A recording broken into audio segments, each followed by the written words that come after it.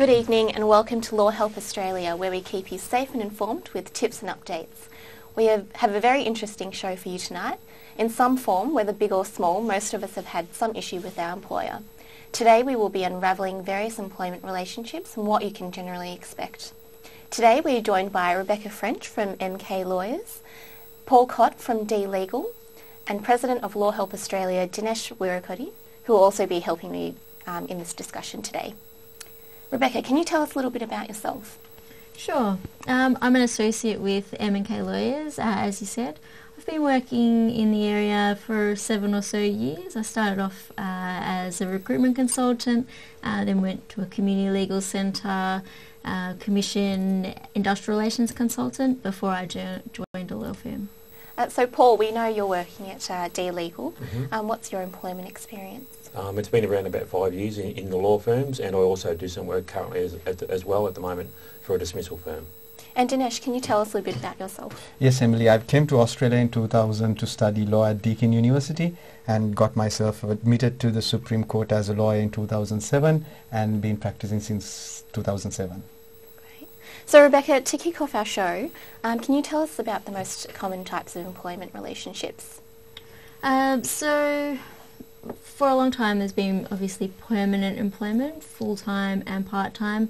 Over the years there has been a push for more vicarious types of relationships, so casual employment and contractor-principal relationships. That's interesting. You raised the contractor and the principal relationships. How can you tell if you're an employee or a contractor? Well, often it depends on the circumstances, and it can be difficult for employees and employers to draw that distinction. It really comes down to, or the tests that the courts will apply rely on how much control an employee or a person has over their own employment, how much the ability they have to delegate to other people, whether they're able to accept or not accept work, whether it's for a specific time period or specific And what about minimum wages? What kind of payments and things come into play for contractors and then for employees?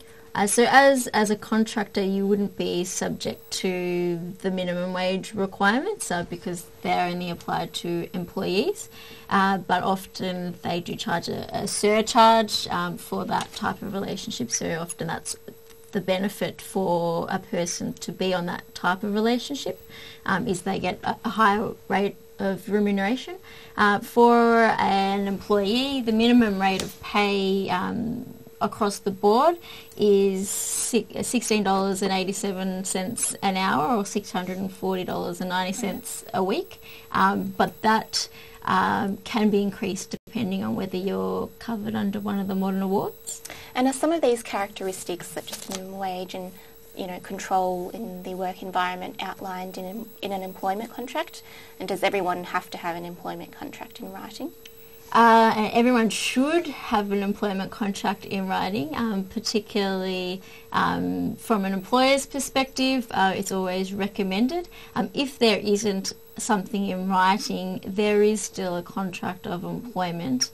There would be a verbal contract of employment, and that's why the minimum awards are there, to have those minimum safety nets or minimum entitlements to be incorporated in people's employment, particularly where there's not a contract in place or a written contract in place. Rebekah or Paul, does the minimum wage depends on the age or the occupation of the person? How does that work? I might just get Rebekah to answer that one. Yeah, so in various industries there are junior rates of pay. So, for example, the hospitality industry, the retail industry traditionally, as well as the restaurant type industries, and as well as any industries that have apprentices.